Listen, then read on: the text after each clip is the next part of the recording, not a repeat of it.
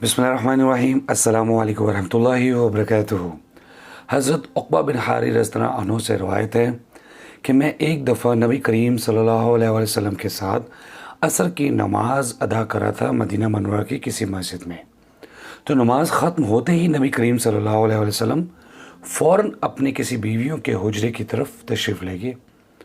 تو تمام جو صحابی تھے وہ بہت تعجب میں تھے کہ کیا ماجرا ہوا۔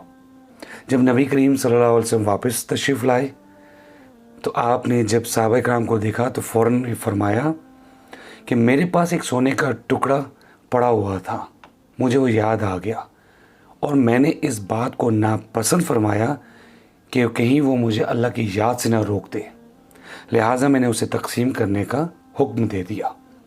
ناظرین، آپ نے دیکھا اس حدیث سے ہمیں یہ سبق ملتا ہے کہ اگر آپ کے پاس کوئی ایکسٹرا چیز ہے تو آپ اسے صدقہ کر دیں۔ ضرورت سے زیادہ اگر کوئی چیز موجود ہے اپنے بہن بھائیوں کو، ضرورت مند کو آپ صدقہ کر دیں۔